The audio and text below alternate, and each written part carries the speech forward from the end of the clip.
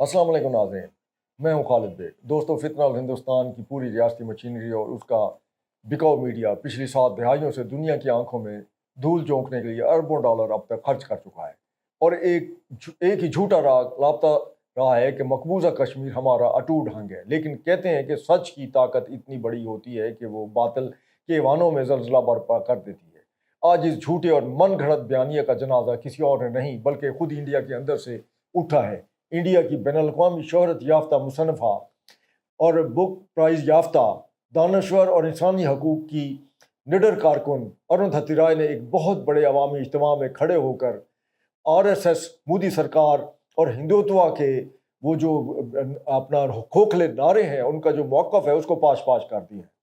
और अरुंधति राय ने डंके की चोट पर हज़ारों लोगों के सामने वो तारीखी सच बोला है, जिसे सुनकर नई दिल्ली के हुक्मरानों को सांप सूख गया है। और उन्होंने वाज़ेह अल्फाज में कह दिया कि कश्मीर कभी भी इंडिया का अटूट अंग नहीं रहा। और खुद अरुंधति राय के मुताबिक खुद इंडियन हुकूमत जो है अक़वाम मुत्तहिदा में जिस वक्त ये इसके करारदादें और वो वहाँ पेश की जा रही थी और इंडिया और पाकिस्तान के दरमियान जंग बरपा थी, तो उस वक्त भी इंडिया की हुकूमत ने अक़वाम मुत्तहिदा में तस्लीम किया था कि ये एक मुतनाज़ा इलाका है और इसका फ़ैसला होना अभी बाकी है। और उन्होंने इंडियन हुकूमत ने, नेहरू सरकार ने तस्लीम किया था कि वो बाकायदा कश्मीरियों को हक़ खुद इरादियत देने के पाबंद हैं और वो अब कश्मीरी अवाम ही खुद फ़ैसला करेंगे कि वो इंडिया के साथ इलाक़ चाहते हैं या पाकिस्तान के साथ मिलना चाहते हैं। और ये एक तारीख़ी हकीकत है जिसको अब मौजूदा जो हिंदुत्व सरकार है झुठला नहीं सकती।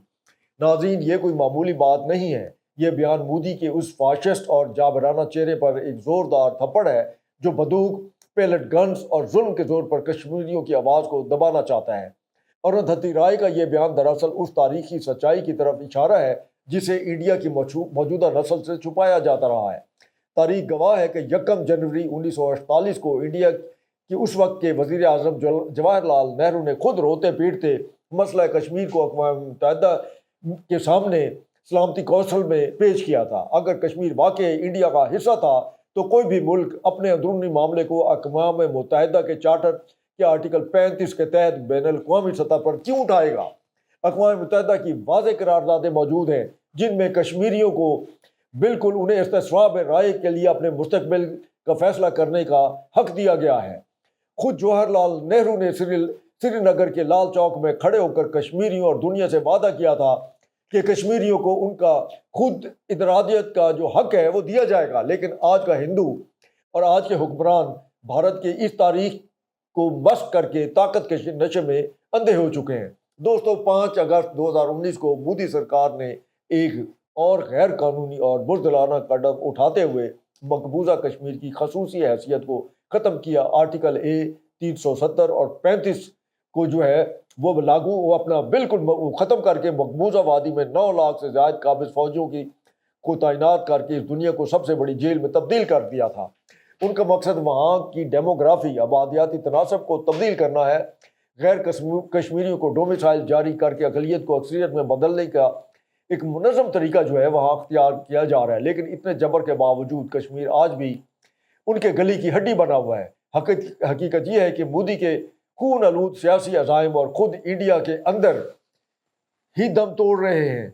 वो खोखला बयानिया जो उसने अपने डोमेस्टिक मीडिया और इंतहा पसंदों के ज़रिए खड़ा किया था अब बुरी तरह बिखर रहा है। जब अरुंधति राय जैसी नुमायाँ पढ़ी लिखी और आलमी सतह पर पहचानी जाने वाली आवाज़ें नरेंद्र मोदी को उसकी दरिंदगी, झूठ और रियासती दहशतगर्दी के खिलाफ बगावत करार दे रही हैं, तो समझ लें कि फितना हिंदुस्तान का सॉफ्टवेयर का गुब्बारा पड़ चुका है। आज इंडिया के बाशऊर हल्के ये मानने पर मजबूर हैं कि बंदूक की नोक पर किसी कौम को हमेशा के लिए गुलाम नहीं रखा जा सकता।